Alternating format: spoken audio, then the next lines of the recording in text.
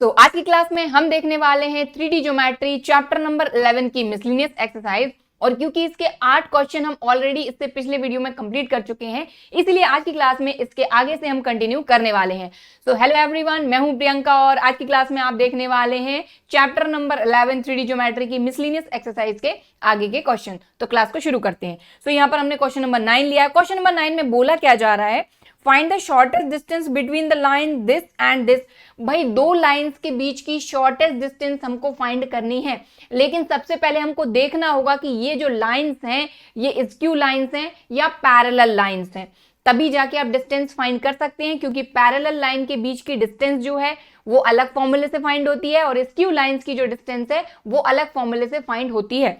सो सबसे पहले अगर लाइंस की बात करें तो लाइंस को हम यहां पर लिख लेते हैं। पहली लाइन है आपकी 6i plus 2j plus 2k plus lambda i minus 2j plus 2k। Okay, ये पहली लाइन है आपकी। दूसरी लाइन आपकी क्या है, यहां पर -4i minus k cap plus mu और 3i cap minus 2j cap minus 2k cap. तो देखिए सबसे पहले हमको देखना है कि ये दोनों लाइन स्क्यू लाइंस हैं या पैरेलल लाइंस हैं। तो सिंपल सी बात है, यहां पर ये जो b होता है, देखिए ये फॉर्म किस तरह का है, ये आपका a प्लस लेमडा b और ये है आपका a प्लस म्यू b। अब यहाँ पर 1 1 लगा दो, ये 2 लगा दो, इस तरह की लाइन है। हमको ये देखना है कि ये दोनों पैरेलल है या स्क्यू लाइन है। इसको चेक करने के लिए यहां से अगर आप देखें तो ये जो b1 है और b2 है, अगर इनके जो डायरेक्शन रेशियोज हैं ये प्रोपोर्शनल हुए, अगर प्रोपोर्शनल हुए तो ये पैरेलल लाइन होंगी, प्रोपोर्शनल नहीं हुए तो ये पैरेलल नहीं होंगी, मतलब कि ये स्क्यू लाइंस होंगी। तो सिंपल सी बात है, अगर आप देखें थोड़ा सा रफली समझते हैं कि यहां पर देखिए यहां पर आई जे और के कोफिशिएंट क्या क्या है, देखिए 1 है, -2 है और 2 है। ठीक है, यहां पर आप डायरेक्शन कोसाइंस देख लीजिए।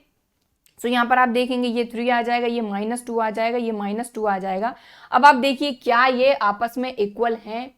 बिल्कुल भी नहीं है। इसका मतलब ये जो लाइंस हैं ये पैरेलल नहीं है, ये स्क्यू लाइंस हैं। मतलब दो स्क्यू लाइंस के बीच में हमको शॉर्टेस्ट डिस्टेंस फाइंड करनी है। तो सबसे पहले कभी भी आपको अगर लाइन दी गई है और बोला नहीं गया है कि स्क्यू लाइन है या पैरेलल लाइन है, तो सबसे पहले चेक करना है कि ये लाइंस आपकी पैरेलल है या स्क्यू लाइंस है। तो चाहो तो आप इसको थोड़ा प्रॉपर तरीके से लिख सकते हो कि यहां पर आपने देखा कि b1 आपका क्या हो गया, यहां पर i cap minus 2j cap plus 2k cap, right. ठीक है, b2 आप उठा लीजिए v वेक्टर यहां पर, और ये हो जाएगा 3i cap minus 2j cap minus 2k cap, right. फिर यहां पर अपन इनके जो डायरेक्शन रेशियोज हैं यहां से देखें तो a1 यहां पर 1 है, a1 ये b1 और ये C1 यहाँ पर 2 है। फिर यहाँ से A2 अपना 3 हो गया, B2 अपना -2 हो गया और C2 अपना -2 हो गया। अगर ये प्रोपोर्शनल है तो हमने खैर देख ही लिया, लेकिन अगर प्रॉपर तरीके से क्वेश्चन को आप एग्जाम में करते हो तो ऑब्वियसली सही तरीके से करना होगा, राइट। सो यहाँ पर अगर आप देखें तो यहाँ पर हमने लिख लिया 1/3 is not equal to -2/-2 is not equal to 2/-2। ठीक है, तो लिख देंगे so lines are given lines are skew lines। ठीक है, so given lines are skew lines। तो सबसे पहले हमने चेक कर लिया कि स्क्यू लाइंस है। अब स्क्यू लाइंस के बीच में शॉर्टेस्ट डिस्टेंस फाइंड करने के लिए सीधा सीधा फॉर्मूला है, लगा दीजिए। तो यहां पर shortest distance between two skew lines ये होता है अपना b1 cross b2 dot a2 minus a1, ये वेक्टर है अपने, राइट, इस तरीके से upon magnitude of b1 cross b2। ये फॉर्मूला है अपना, इसमें वैल्यू रखनी है। लेकिन उसके पहले सीधी सी बात है, आप देख पा रहे हैं कि b1 और b2 जो अपने वेक्टर हैं उनका क्रॉस प्रोडक्ट फाइंड करना होगा, उनका मैग्नीट्यूड फाइंड करना होगा, तभी जाके यहाँ पर वैल्यू रख पाएंगे, राइट। सो यहाँ पर सबसे पहले ये सारी वैल्यू लिख लेते हैं। तो हमारे पास जो इक्वेशन है आप देख रहे हैं कि ये पहली इक्वेशन है, ये दूसरी इक्वेशन है लाइन की। ठीक है, तो ये अपना a1 हो गया, ये अपना a2 हो गया, ये अपना b1 हो गया और ये अपना b2 हो गया। तो इनको लिख लेते हैं सबसे पहले तो अपन। तो यहाँ पर अपन लिख लेते हैं फटाफट से, a1 अपना क्या है और a2 क्या है। ठीक है, b1 अपना क्या है और b2 क्या है, वेक्टर, राइट, इस तरीके से। सो लिख लेते हैं सबसे पहले 6i plus 2j plus 2k, तो ये हो गया अपना 6i cap plus 2j cap plus 2k cap, ठीक है। और a2 क्या है अपना 4i minus 4k minus 4i और माइनस k कैप, राइट। और b1 b2 क्या है अपने i minus 2j plus 2k, i minus 2j और माइनस का 2k कैप, राइट, ठीक है। और यहाँ से अपना b2 हो गया ये 3i minus 2j minus 2k, तो ये हो जाएगा अपना 3i minus 2j minus 2k cap. तो ये वैल्यूज अपन ने लाइन से निकाल ली। अब अपन क्या करेंगे, यहाँ पर सबसे पहले b1 और b2 का क्रॉस प्रोडक्ट फाइंड करेंगे, राइट, और उसका मैग्नीट्यूड। तो हमको बहुत अच्छे तरीके से पता है कि दो वेक्टर का क्रॉस प्रोडक्ट कैसे फाइंड करते हैं, सो कर लेते हैं। तो b1 क्रॉस b2, ठीक है। तो यहाँ पर पहली रो में i कैप j कैप और k कैप, फिर b1 में i j k के कोफिशिएंट है यहाँ पर 1, यहाँ पर -2, यहाँ पर -2, और b2 के हैं 3 -2 और -2 +2 है इधर पर, एक मिनट, यहाँ पर प्लस और यहाँ पर भी प्लस आ जाएगा, ठीक है। चलिए, सो इस तरीके से प्लस माइनस की अगर गलती होती है तो पूरा ऑब्वियसली अपना सॉल्यूशन गलत हो जाएगा, ठीक है। सो यहाँ से मैं ये जो 2 है ये हटा ही देती हूँ क्योंकि ये पॉजिटिव 2 है, ठीक है। चलिए, तो इसको सॉल्व करना अपने को बहुत अच्छे तरीके से आता है, फटाफट करेंगे। देखिए, सबसे पहले यहाँ पर आ जाएगा अपना b1 क्रॉस b2 जो है ये अपन फाइंड कर रहे हैं। तो i कैप ब्रैकेट, यहाँ पर देखें 2 2 4 माइनस माइनस प्लस -4, तो माइनस माइनस प्लस हो जाएगा, ठीक है। सो ये हो जाएगा 2 2 4 माइनस माइनस हो जाएगा प्लस 2 2 4 माइनस j कैप। सो यहाँ पर क्या हो जाएगा इस तरीके से -2 3 2 6, तो -2 प्लस 6 -2 माइनस 6 सॉरी, तो ये -2 माइनस 6 प्लस k कैप। सो इस तरीके से ये गया, ये हो जाएगा माइनस का 2 माइनस माइनस प्लस 3 2 6, तो -2 प्लस 6, तो ये आ गया -2 प्लस 6। सॉल्व कर लीजिए, तो b1 क्रॉस b2 तो आपको मिल गया, तो वेक्टर b1 क्रॉस b2 ये आ जाएगा देखो 8i कैप, और देखो यहाँ से ये हो जाएगा minus get minus minus plus 8, तो प्लस 8j कैप, और 6 - 2 ये हो जाएगा 4k कैप। तो b1 क्रॉस b2 आ गया है। अब इनका मैग्नीट्यूड फाइंड कर लेते हैं। सो मैग्नीट्यूड फाइंड करेंगे, सो ये हो जाएगा देखो b1 क्रॉस b2 का मैग्नीट्यूड फाइंड करते हैं, अपने को आता है 8 8 64, 8 8 64, 4 4 16, इन सभी को ऐड करोगे तो आ जाएगा 144, और इसका स्क्वायर रूट तो आप सभी को पता ही है, तो ये हो जाएगा आपका 12, राइट। बस अब फॉर्मूले में वैल्यू रखना और शॉर्टेस्ट डिस्टेंस आपको मिल जाएगी। सो यहाँ पर लिखेंगे शॉर्टेस्ट डिस्टेंस इक्वल टू, सबसे पहले क्या है b1 क्रॉस b2, तो यहाँ पर अपन फाइंड कर चुके हैं, ये आ जाएगा 8i cap plus 8j cap plus 4k cap, right. अब अपने को a2 माइनस a1 भी चाहिए, राइट। फॉर्मूले में आप क्लियर देख पा रहे हैं, यहाँ पर a2 माइनस a1 है। सो यहाँ से a2 माइनस a1 अगर आप करते हो तो यहीं कहीं मैं लिख देती हूँ साइड में, यहीं पर a2 माइनस a1, ठीक है। ये क्या हो जाएगा, डायरेक्ट लिख रही हूँ मैं। तो यहाँ पर देखो i, तो -4i में से -6i करोगे तो -4i minus 6i minus 10i, तो ये हो जाएगा माइनस का 10i कैप, राइट। इसके बाद j तो यहाँ है ही नहीं, बट इसमें से 0j कैप में से 2j कैप को माइनस करोगे तो माइनस का 2j कैप, तो ये आ गया माइनस का 2j कैप, राइट। और minus k cap minus 2k cap minus 3k cap, तो ये आ जाएगा माइनस का 3k कैप। तो a2 माइनस a1 भी अपने पास आ गया है, ये क्लियर अपन ने फाइंड कर लिया, इसको रख देंगे यहाँ पर वैल्यू। सो ये हो जाएगा देखिए माइनस का 10i कैप माइनस का 2j कैप माइनस का 3k cap, right, upon b1 cross b2 का मैग्नीट्यूड अपन फाइंड कर चुके हैं, ये आ गया 12। बस अब क्या करना है आपको, बस इन दोनों का डॉट प्रोडक्ट करिए और आपको मिल जाएगी आपकी shortest distance between these two skew lines, right. So find कर लेते हैं। सो देखिए डॉट प्रोडक्ट अपने को आता है, आई का आई में, जे का जे में, के का के में, तो 8 × 10 ये आ जाएगा माइनस का 80, और आई डॉट आई 1, ठीक है। 8 × 2 8 2 16 प्लस माइनस माइनस, और यहाँ पर भी प्लस माइनस माइनस 4 3 12 अपॉन 12, और ये मैग्नीट्यूड मॉडुलस जरूर लगा दीजिएगा, ठीक है। फिर ये क्या हो जाएगा माइनस का 108 अपॉन 12। अब देखिए इससे बाहर आएगा तो ये पॉजिटिव ही हो जाना, तो ये हो जाएगा 12 9 108, तो ये आ जाएगा 9 यूनिट्स, इस तरीके से शॉर्टेस्ट डिस्टेंस हमने फाइंड कर ली। तो क्वेश्चन सिंपल था। सबसे पहले तो अपने को यही पता करना है कि ये जो भी लाइंस हमको दी हैं, अगर क्वेश्चन में नहीं बोला गया है तो देखना है कि स्क्यू लाइन से या पैरेलल लाइन से।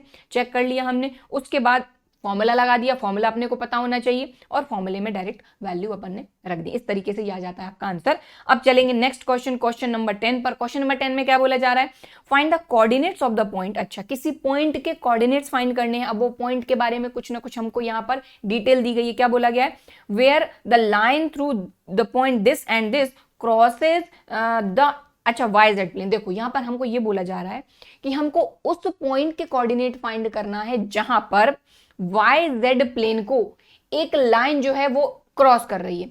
जैसे कि मान लो इस तरीके से कोई प्लेन है, देखिए ये पूरा 3D ज्योमेट्री है, तो ऑब्वियसली 3D का काम है, थोड़ा सा विजुअलाइज करना होगा आपको, ठीक है। कि इस तरीके से अगर कोई प्लेन है, ठीक है, या फिर इस तरीके से अपन बनाते हैं, इस तरीके से अगर कोई प्लेन है ये, ठीक है, इसको कोई लाइन क्रॉस कर रही है, तो यहां से अगर ये गई तो यहाँ कहीं से ये बाहर निकल जाएगी, ठीक है। इस तरीके से ये 2D में दिखता नहीं, तो ये इसके अंदर बीच में से बिल्कुल गई है। तो जो भी पॉइंट जिस पॉइंट के थ्रू गई है उस पॉइंट के कोऑर्डिनेट अपने को बताने हैं। तो सीधी सी बात है कि ये जो भी लाइन है, ठीक है, ये जो भी लाइन है ऑब्वियसली उस लाइन को ये पॉइंट सेटिस्फाई करेगा। तो सबसे पहले तो वो लाइन की इक्वेशन फाइंड कर लो। तो दो पॉइंट से पास होने वाली लाइन की इक्वेशन अपने को पता है। अब देखिए यहां पर आप वेक्टर फॉर्म में भी क्वेश्चन को कर सकते हैं, कार्टेशियन फॉर्म में भी कर सकते हैं, जो इजी लगे उससे कर सकते हैं। तो कार्टेशियन फॉर्म में थोड़ा सा इजी हो जाता है, तो कार्टेशियन फॉर्म की इक्वेशन हम यहाँ पर लिखेंगे, ठीक है। सो 2 पॉइंट से पास होने वाली जो इक्वेशन है उसकी जो लाइन है उसकी इक्वेशन हम लिख रहे हैं, ठीक है। तो इक्वेशन ऑफ लाइन 2 पॉइंट से पास होने वाली है ना, equation of line passing through 2 points, passing through 2 points, ठीक है। 2 पॉइंट्स अपने क्या होते हैं, x1 y1 z1 x2 y2 z2 है ना। तो 2 पॉइंट्स ये हो जाएंगे अपने x1 y1 z1, ठीक है, एंड x2 y2 z2। ये क्या होती है अपनी x minus x1 upon x2 minus x1 equal to y minus y1 upon y2 minus y1 equal to z minus z1 upon z2 minus z1। क्योंकि यहां से जो x y z की वैल्यू मिलेंगी वही पॉइंट जो रहेगा वो हमको मिल जाएगा, उसके कोऑर्डिनेट मिल जाएंगे, ठीक है। तो यहां पर सबसे पहले तो वैल्यू रखते हैं क्योंकि 2 पॉइंट तो अपने पास हैं। यहां पर देखें ये पहला पॉइंट है, ये दूसरा पॉइंट है, जिससे ये लाइन, मतलब ये जो लाइन है इन दोनों पॉइंट से पास हो रही है। तो ये पहला पॉइंट है, मतलब कि ये हो जाएगा x1 y1 z1 और ये हो जाएगा आपका x2 y2 z2। सिंपल, ठीक है। चाहो तो यहाँ पर साइड में लिख लो, यहाँ पर साइड में लिख लेते हैं कि आपका x1 y1 z1 आपका पहला पॉइंट है, क्या कोऑर्डिनेट है 5 1 6, राइट। फिर इसके बाद x2 y2 z2 दूसरा पॉइंट अपना क्या है 3 4 1। सो ये हो गया 3, ये हो गया 4 और ये हो गया 1। तो आई होप बात क्लियर हो गई होगी। चल सो वैल्यू रखते हैं फटाफट से। तो यहाँ पर क्या हो जाएगा x माइनस x1 क्या है 5 अपॉन x2 कितना है 3 माइनस x1 कितना है 5 equal to y minus y1 कितना है 1, फिर y2 माइनस y1 यानी 4 माइनस 1, राइट। वैल्यू रख रहे हैं सिर्फ, z माइनस z1 कितना है 6 और z2 माइनस z1 1 माइनस 6, ठीक है। इक्वल टू इसको हम कोई ना कोई एक कांस्टेंट ले लेते हैं, ठीक है। सो यहाँ पर हमने लैम्डा ले लिया। अब इसको सॉल्व करोगे तो x माइनस 5 अपॉन 3 माइनस 5 ये हो जाएगा माइनस का 2 equal to y minus 1 4 minus 1 ये हो जाएगा 3 equal to z minus 6 equal to 1 minus 6 minus 5 equal to lambda. So यहाँ से अगर आप देखें तो आपको x y z की वैल्यू मिल रही है, मतलब उस पॉइंट के कोऑर्डिनेट आपको मिल जाएंगे। तो फाइंड कर लेते हैं फटाफट से। सो यहाँ से आ जाएगा x माइनस 5 इक्वल टू हो जाएगा माइनस का 2 लैम्डा। सो यहाँ से x की वैल्यू आ जाएगी माइनस का 2 लैम्डा प्लस 5, x की वैल्यू आ गई, ठीक है। y minus 1 equal to 3 lambda, so y equal to आ जाएगा 3 लैम्डा प्लस 1, y की वैल्यू भी आ गई, ठीक है। z इक्वल टू, तो z minus 6 equal to minus का 5 लैम्डा, तो z इक्वल टू हो जाएगा माइनस का 5 लैम्डा प्लस का 6। तो x y z तीनों पॉइंट, मतलब तीनों जो है ये वैल्यू अपने पास आ गई, मतलब उस पॉइंट के कोऑर्डिनेट तो अपने पास आ गए। लेकिन अगर आप देखें तो ये जो एक्स वाई जेड की वैल्यू है ये लैम्डा पर डिपेंड कर रही है, मतलब लैम्डा की वैल्यू तो कैसे ना कैसे फाइंड करनी पड़ेगी। तो ऑब्वियसली उसी के लिए अपने पास एक चीज दी गई है। क्या चीज दी गई? क्योंकि क्वेश्चन में अगर कोई चीज दी गई है तो ऑब्वियसली उसका कुछ ना कुछ मतलब है, उसका कुछ ना कुछ यूज है। तो यहां पर हमको ये बोला गया है कि इन दोनों पॉइंट से जो पास होने वाली लाइन है जो वाई जेड प्लेन को क्रॉस कर रही है, तो वाई जेड प्लेन को क्रॉस कर रही है। कहने का क्या मतलब हुआ कि वाई जेड प्लेन में आपको बहुत अच्छे तरीके से पता है कि एक्स कोऑर्डिनेट 0 होगा, तो उसके थ्रू हम लेमडा फाइंड कर सकते हैं। तो यहां पर अपन लिखेंगे, क्या लिखेंगे कि सिंस जो अपनी लाइन है, since line passes through Y Z plane, क्योंकि वाई जेड प्लेन से पास हो रही है, पासेस थ्रू, एक minute, passes through Y Z plane, और वाई जेड प्लेन से पास हो रही है, इसीलिए एक्स कोऑर्डिनेट क्या हो जाएगा 0, क्योंकि वाई जेड पे एक्स का तो कोई काम ही नहीं है। ठीक है, अगर एक्स 0 है तो यहां से आप देख पा रहे हैं एक्स अपना क्या है -2 लैम्डा प्लस 5, तो यहां से अपन फाइंड कर सकते हैं। तो ये हो जाएगा -2 लैम्डा प्लस 5 इक्वल टू 0, तो ये हो जाएगा -2 लैम्डा इक्वल टू -5, माइनस से minus cancel, lambda equal to आ गया 5/2। सो आप अगर क्लियरली देख पाए तो लेमडा की वैल्यू अपने पास आ चुकी है। ओके, लेमडा की वैल्यू आ गई, तो बड़े आराम से अब हम जो x, y और z हैं उनकी वैल्यू फाइंड कर लेंगे, जिससे अपने को उस पॉइंट के कोऑर्डिनेट मिल जाएंगे। राइट, सो चलिए, सो यहां पर अपन लिखेंगे, एक minute, so coordinates of the point, उस पॉइंट के कोऑर्डिनेट अपन फाइंड कर रहे हैं। तो x इक्वल टू तो अपना 0 है, ठीक है, y फाइंड करना है, y क्या है अपना 3 लैम्डा प्लस 1, तो ये हो जाएगा 3 लैम्डा प्लस 1। तो यहाँ वैल्यू रखेंगे 3, लैम्डा की वैल्यू क्या है 5/2 प्लस 1, 3 5 15/2, या फिर इसको एलसीएम लेके डायरेक्ट सॉल्व कर ही देते हैं। तो 5 3 15, 2 1 2/2, तो ये हो जाएगा 17/2। तो y की वैल्यू आ गई। z की वैल्यू और फाइंड कर लेते हैं, तो z क्या है अपना -5 लैम्डा प्लस 6, तो माइनस का 5 लैम्डा प्लस 6, तो ये हो जाएगा -5 लैम्डा की वैल्यू 5/2 प्लस का 6, 5 5 25, 6 2 12/2, तो ये हो जाएगा -13/2। सो जो कोऑर्डिनेट है वो क्या आ गया अपने, x हो गया 0, y हो गया 17/2 और z हो गया -13/2, और ये आ गया आपका आंसर। ठीक है, तो इस तरीके से क्वेश्चन को ध्यान से अपने को देखना है कि क्या अपने पास दिया हुआ है और उसको अपन किस तरीके से यूज कर सकते हैं। ठीक है, तो इस तरीके से आपका ये जो क्वेश्चन नंबर 10 है ये भी कंप्लीट होता है। अब अपन चलेंगे नेक्स्ट क्वेश्चन, क्वेश्चन नंबर 11 पर। तो क्वेश्चन नंबर 11 को देखें, तो क्वेश्चन नंबर 11 में क्या बोला जा रहा है, find the coordinates of the point. अच्छा, यहां पर भी किसी पॉइंट के ही कोऑर्डिनेट फाइंड करना है, where the line through the point this and this crosses the Z X. देखिए बिल्कुल सेम टू सेम अपने पिछले क्वेश्चन के जैसा है, सेम टू सेम है, सिर्फ यहां पर प्लेन चेंज कर दिया गया और तो कुछ नहीं है। तो इसको थोड़ा सा डायरेक्ट करेंगे अपन। ठीक है, तो आप क्लियर देख पा रहे हैं, ये अपना x1, ये अपना y1, ये अपना z1, ये अपना x2, ये अपना y2, ये अपना z2। तो इक्वेशन ऑफ लाइन क्या हो जाएगी अपनी, x minus x1 upon x2 minus x1, तो 3 माइनस 5, 3 माइनस 5 माइनस का 2, right, equal to y minus y1 upon y2 minus y1, 4 minus 1 3, equal to z minus z1, z1 क्या है 6 upon z2 minus z1, 1 minus 6 minus 5। I hope बात समझ में आई होगी। हमने क्या किया यहाँ पर x माइनस x1, x1 क्या है 5, y माइनस y1, y1 क्या है 1, ठीक है, z माइनस z1, z1 क्या है 6। ठीक है, फिर इसके बाद अपने को क्या करना पड़ा, यहाँ पर डिनोमिनेटर में x2 माइनस x1, तो 3 माइनस 5 माइनस 2, ठीक है, 4 माइनस 1 3, 1 माइनस 6 माइनस 5। ठीक है, तो इसको अपन ने ले लिया इक्वल टू लेमडा। इससे अपने को x y z की वैल्यू लेमडा के फॉर्म में मिल जाएंगी और वही रहेंगे अपने उस पॉइंट के कोऑर्डिनेट्स। ठीक है, सो यहाँ पर ये हो जाएगा आपका x minus 5 equal to minus का 2 lambda, so x equal to आ गया माइनस का 2 लेमडा प्लस का 5।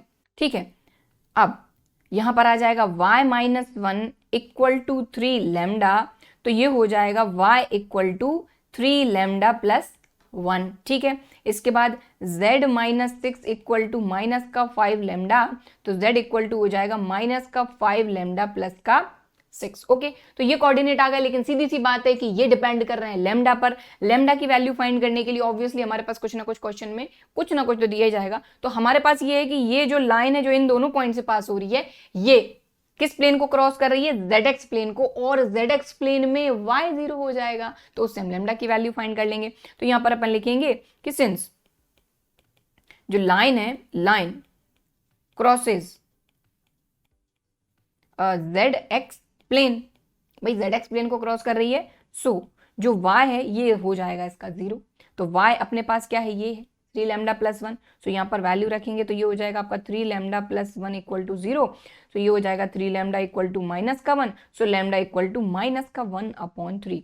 तो इस तरीके से ये आ जाती है आपकी लैम्डा की वैल्यू, और इन लैम्डा की वैल्यू को x और z की जगह पे, z में लैम्डा की जगह पे रख के आपको कोऑर्डिनेट मिल जाएंगे उस पॉइंट के, राइट। सो यहाँ पर लिखेंगे, so coordinates of the point right. So find कर लेते हैं। तो x इक्वल टू क्या था अपना, देखिए जरा यहाँ पर -2 लैम्डा प्लस 5, तो -2 लैम्डा प्लस 5 वैल्यू रखिए, तो -2 लैम्डा की वैल्यू -1/3 प्लस 5। सो ये हो जाएगा, देखो 2 1s are 2 और 5 3s are 15 minus minus plus upon 3, तो ये हो जाएगा आपका 17/3। तो x आ गया, राइट। अब अगर y की बात करें तो y तो पहले से 0 ही है, क्योंकि x z प्लेन को क्रॉस कर रही है लाइन, तो y वहां 0 ही रहना है। z की बात करते हैं, तो z क्या है अपना, देखें जरा यहाँ पर -5 लैम्डा प्लस 6, तो यहाँ पर आ जाएगा माइनस का 5 लैम्डा प्लस 6। तो वैल्यू रखते हैं, तो -5 लैम्डा की वैल्यू कितनी आई थी अपनी, -1/3। तो यहाँ पर -1/3 प्लस का 6, तो ये हो जाएगा 5 1s are 5 minus minus plus 6 3s are 18/3। तो ये हो जाएगा 23/3।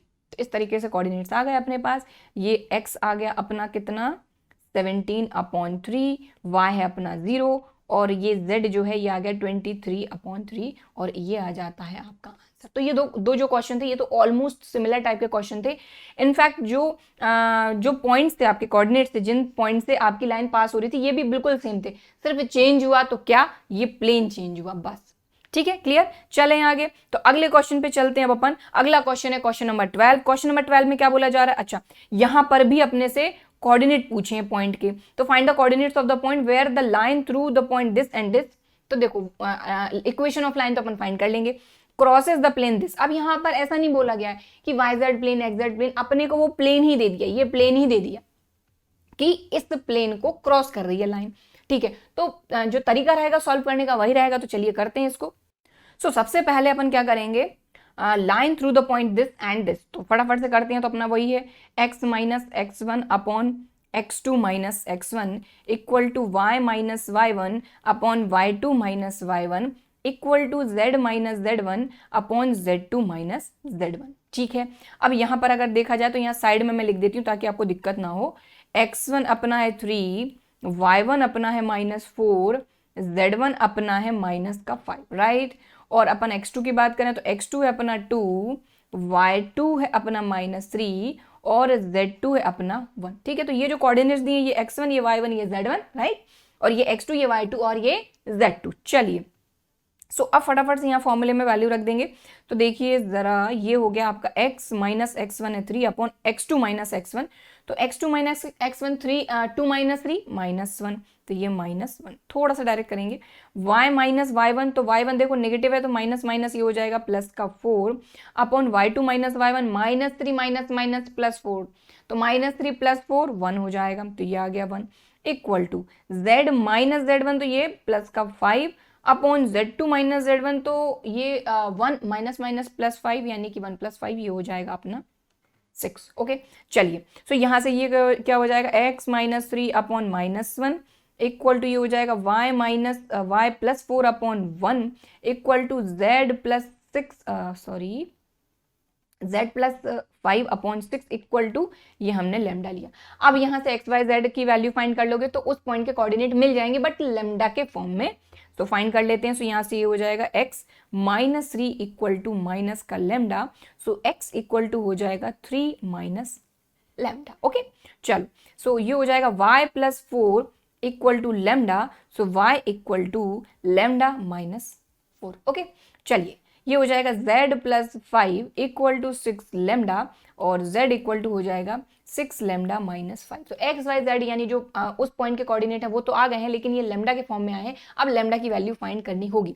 तो यहाँ पर हमको उसके लिए एक चीज दी गई है कि इस प्लेन को क्रॉस कर रहे हैं, क्रॉस कर रही है लाइन। अब सीधी सी बात है कि ये जो लाइन है, इस तरीके से कोई प्लेन है भाई, इस तरीके से कोई प्लेन है, एक मिनट, ये ठीक है, इस तरीके से कोई प्लेन है और इस तरीके से कोई लाइन क्रॉस कर रही है, लाइन इसको क्रॉस करके जा रही है, तो ये जो जिस पॉइंट पर क्रॉस कर रही है उस पॉइंट कोऑर्डिनेट अपने को बताने, इस तरीके से क्रॉस कर जा रही है, ठीक है। लेकिन हमको ये बोला गया है कि ऑब्वियसली अपने को प्लेन की इक्वेशन दी है, तो भाई सीधी सी बात है कि ये जो पॉइंट है, ये जो प्लेन है, इसकी इक्वेशन को सेटिस्फाई करेगा क्योंकि ये प्लेन पे आ रहा है ये पॉइंट, राइट। सो बस अपना काम बन गया। अपन क्या लिखेंगे कि सिंस लाइन क्रॉस कर रही है, किसको क्रॉस करती, किसको कर रही है, एस प्लेन को, 2x + y + z crosses 2x + y + z = 7, ठीक है। सो ये जो पॉइंट है XYZ, ये इसको सेटिस्फाई करेंगे तो वैल्यू रख देते हैं इसमें।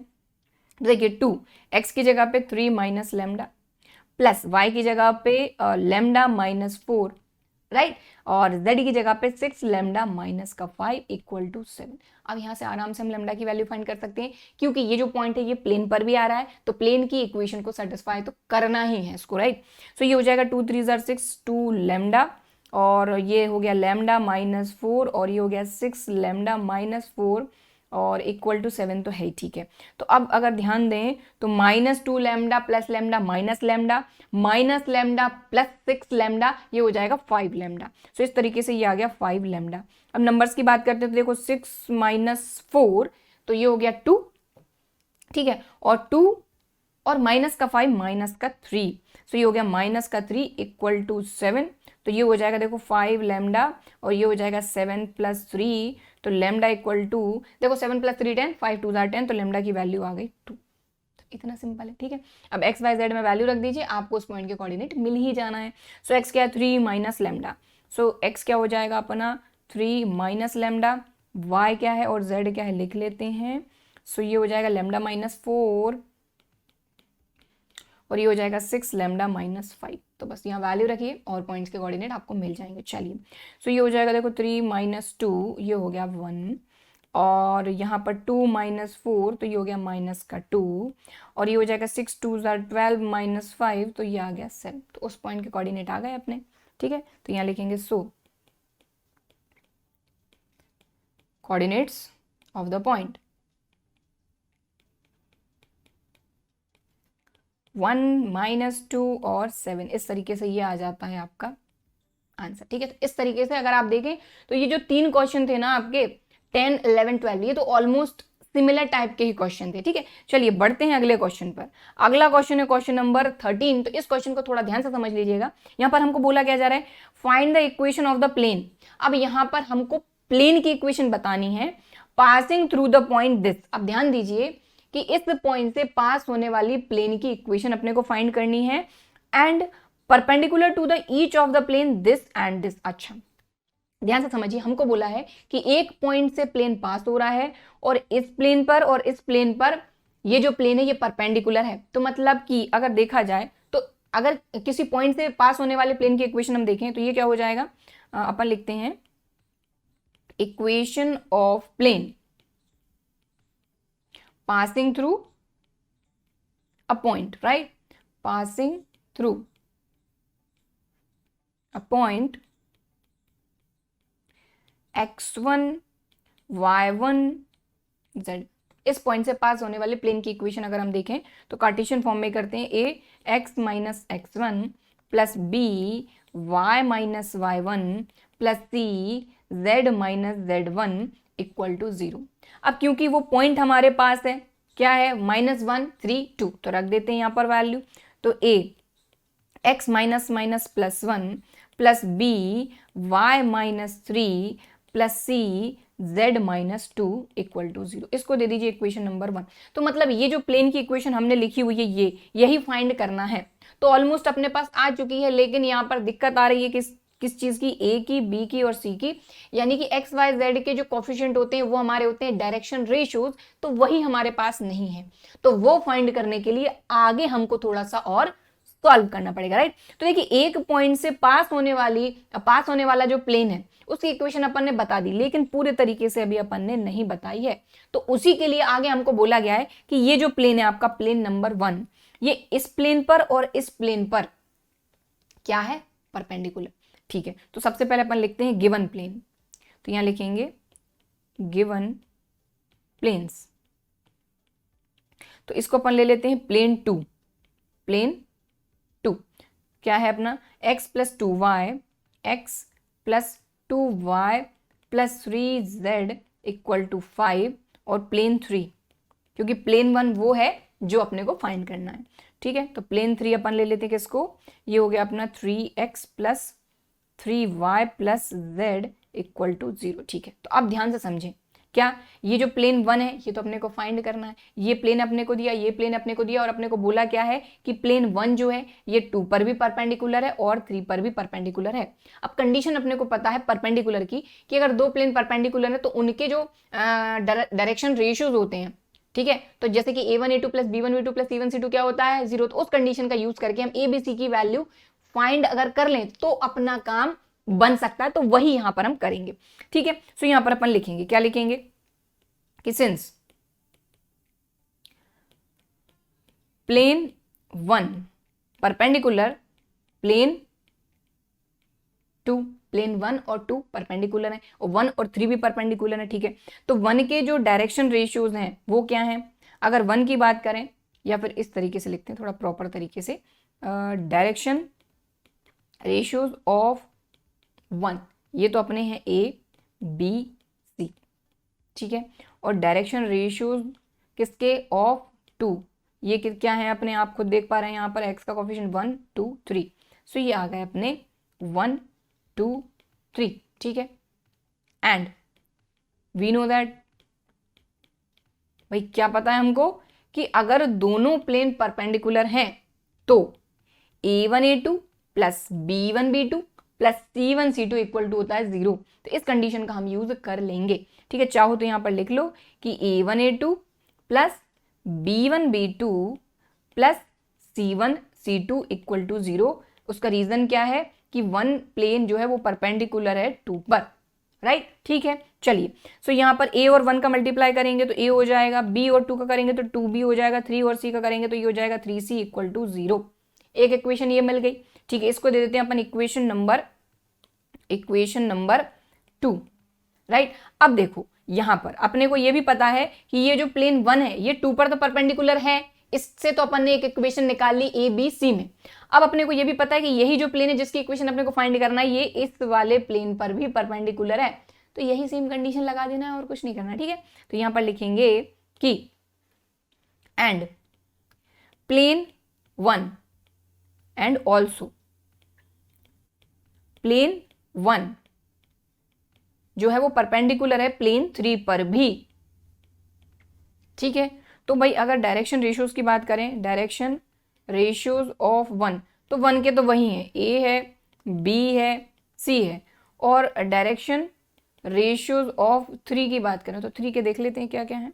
तो यहाँ पर आप देखें ये 3 3 1, तो ये आ जाएंगे आपके 3 3 1, यहाँ पर भी वही सेम कंडीशन लगा देना है, तो डायरेक्ट अपन लिख देते हैं 3 into a 3a 3 into b 3b 1 into c c equal to 0, और ये हो जाएगी इक्वेशन नंबर आपकी 3, राइट। तो देखें अगर आप यहाँ से अपने पास ये दो इक्वेशन आई, इक्वेशन नंबर 2 और 3, a b c में ही है दोनों इक्वेशन, तो इनको सॉल्व करके अपने को a b और c की वैल्यू फाइंड करना है और अपनी इक्वेशन नंबर 1 में रख देना, अपने को मिल जाएगी प्लेन की इक्वेशन। तो चलिए यहां पर अपन सबसे पहले लिखेंगे फ्रॉम इक्वेशन 2 एंड 3, दोनों इक्वेशन को प्रॉपर लिख लेते हैं और फिर आराम से सॉल्व करते हैं।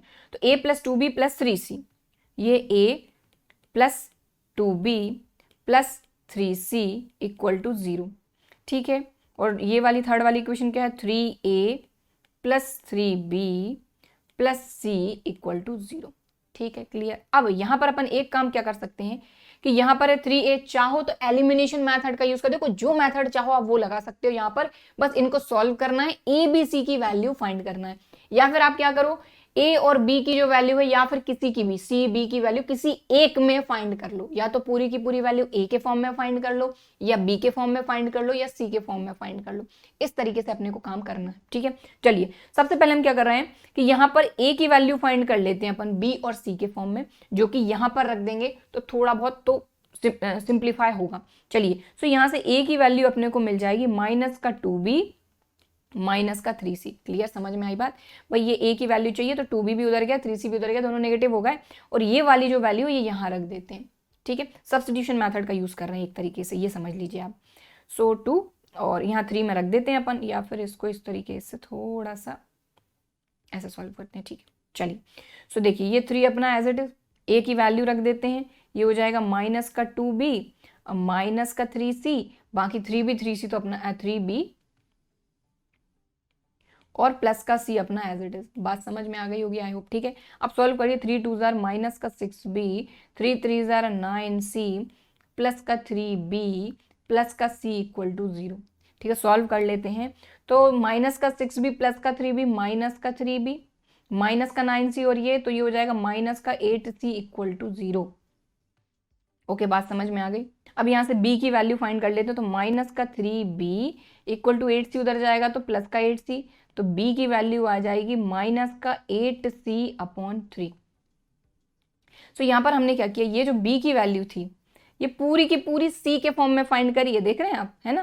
तो इस तरीके से यहाँ पर हमने क्या किया कि ये जो b की वैल्यू थी ये पूरी की पूरी c के फॉर्म में फाइंड कर ली। अब यहाँ पर अगर b की वैल्यू रख दें तो a की वैल्यू भी c के फॉर्म में ही आ जाएगी। ठीक है, सो यहाँ पर रख देते हैं। सो यहाँ पर रखते हैं, देखिए a इक्वल टू माइनस का 2, b की वैल्यू क्या है 8c माइनस का 8c अपॉन 3 और माइनस का 3c अपना एज इट इज। सॉल्व कर लीजिए इसको, तो 8 2 जार 16 हो गया, minus minus plus c upon 3 और 3 3 जार 9, डायरेक्ट एलसीएम लेकर सॉल्व कर लेते हैं। 3 3 जार 9c अपॉन 3, तो ये a की वैल्यू आ गई अपनी 7c अपॉन 3। तो a की वैल्यू भी हमको c के फॉर्म में मिली है। ठीक है, हमने क्या किया, b की वैल्यू भी c के फॉर्म में फाइंड कर ली, a की वैल्यू भी c के फॉर्म में फाइंड कर ली। अब इन दोनों की वैल्यू प्लेन में रख देते हैं, यानी जो प्लेन इक्वेशन नंबर 1 अपन ने फाइंड करी थी, देखो अपने को यही तो फाइंड करना है। बस यहाँ पर चाहिए क्या, a b और c। हमने क्या किया, a और b की वैल्यू भी c के फॉर्म में ही फाइंड कर ली। ठीक है, c तो अपना एज इट इज है, तो यहाँ पर रख देते हैं। तो इक्वेशन नंबर 1 में रखेंगे अब वैल्यू a और b की। ठीक है, चलिए, so from equation first, equation 1 क्या थी अपनी a, चलो तो ये इक्वेशन नंबर 1 आ गई अपनी। अब इसमें अपन a और b की वैल्यू रखते हैं। तो a की वैल्यू क्या है 7c अपॉन 3, तो यहाँ पर रख रहे हैं हम, देखो a की जगह पे 7c अपॉन 3, x प्लस 1 अपना एज इट इज। ठीक है, प्लस b की वैल्यू क्या आई है अपनी माइनस 8c अपॉन 3, तो ये हो जाएगा प्लस माइनस माइनस, है ना?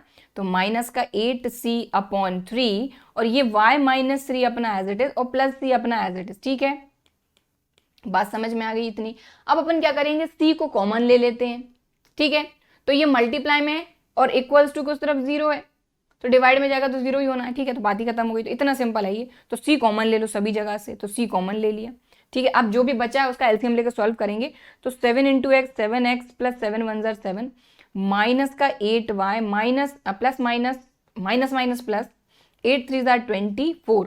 अब 3 का यहाँ मल्टीप्लाई हो जाएगा तो ये हो जाएगा 3z 3 2 जार 6 और पूरे के अपॉन में 3 इक्वल टू 0। ठीक है, अब आप देख रहे हैं कि ये 3 भी उस तरफ जाके 0 हो जाएगा, ये c भी उस तरफ जाके 0 हो जाना है। तो जो बचा है उसको सॉल्व करो। तो यहाँ पर आप देखो ये आ गया 7x माइनस का 8y प्लस का 3z, और अगर आप देखें तो देखो ये प्लस का 7 माइनस का 6 1 बचेगा, प्लस का 1 और 24 प्लस का 25, खत्म। तो प्लस का 25 इक्वल टू 0 और ये आ जाता है आपका आंसर उस प्लेन की इक्वेशन जो कि एक पॉइंट से पास हो रही है। वो पॉइंट क्या है अपना, ये वाला, इस पॉइंट से पास हो रहा है अपना प्लेन। ठीक है, और इस प्लेन पर और इस प्लेन पर परपेंडिकुलर है, उस प्लेन की इक्वेशन जो है वो हमने फाइंड कर ली है। और इस तरीके से ये आ गया आपका आंसर और क्वेश्चन नंबर 13 भी होता है कंप्लीट। ठीक है, और क्वेश्चन नंबर 13 के साथ आज की क्लास भी खत्म होती है। इसके अगले वीडियो में हम जो बाकी के क्वेश्चन है उनको कंटिन्यू करेंगे। ठीक है, तो आई होप कि आज की क्लास में हमने जो क्वेश्चन किए ये समझ में आए होंगे। 3 क्वेश्चन तो ऑलमोस्ट सेम ही टाइप के थे।